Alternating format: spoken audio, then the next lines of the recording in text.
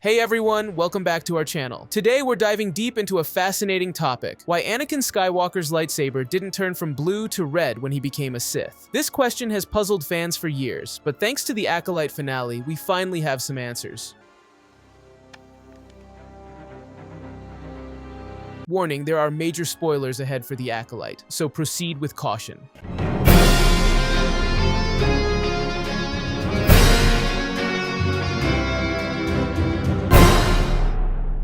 Alright, let's set the stage. In the Acolyte Season 1 finale, we witnessed one of the coolest lightsaber moments in Star Wars history.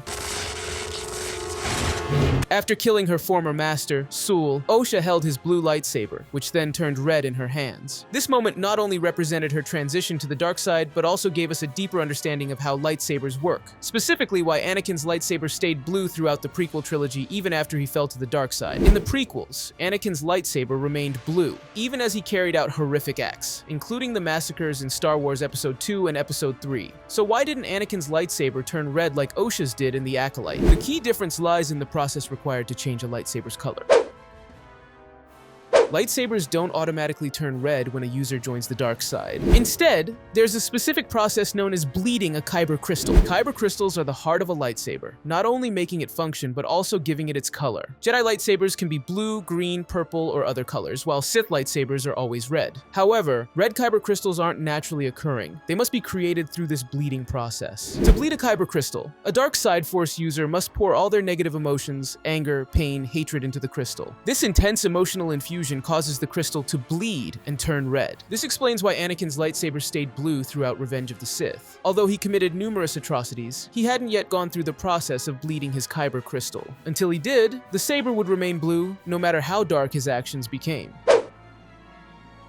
In the Acolyte, Osha's situation was different. Simply killing someone wasn't enough to turn Sul's saber red. What made the difference was the exposure of the kyber crystal within the saber. As Osha killed Sul, a man she had loved as a father figure, she was essentially gripping the crystal and channeling all her anger, hate, and pain into it. This intense emotional outpouring caused the crystal to bleed, changing the saber's color from blue to red right before our eyes. This was the first time we've seen this process depicted in live action, making it a groundbreaking moment for Star Wars fans.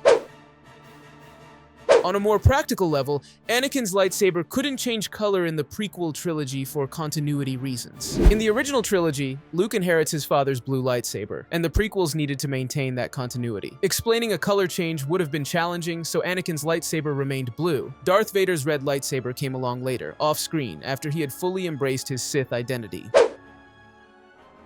The process of bleeding a kyber crystal was first introduced in Star Wars canon through Charles Soule's Darth Vader comic series in 2017. Shortly after the events of Star Wars Episode III, Darth Sidious tasked Darth Vader with killing a Jedi and taking his kyber crystal to form his own Sith lightsaber. Vader killed Jedi Master Kirak Infila and bled his green kyber crystal, turning it red. This was the first time the bleeding process was detailed in Star Wars lore. The process was also depicted in Soule's The Rise of Kylo Ren comics, where Ben Solo turned his blue kyber crystal into the red one seen in the sequel trilogy. Soule's other comic, Star Wars No. 35, shows Luke Skywalker learning about this process while searching for kyber crystals on Christophsis. Most recently, the game Jedi Survivor featured Jedi Dagan Gera bleeding his own lightsaber.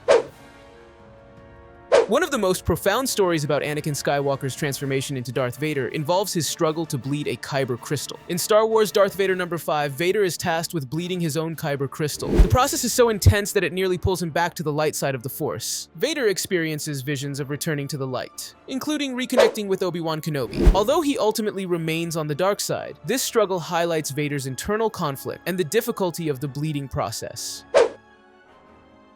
Osha's experience bleeding her kyber crystal was different from Vader's. While Vader had to actively tap into his anger, fear, and pain to bleed the crystal, Osha naturally channeled these emotions as she killed Sul. She didn't have the same internal conflict that Vader did. She was fully ready to embrace the dark side. This made the bleeding process more straightforward for her, as her intense emotions flowed directly into the crystal.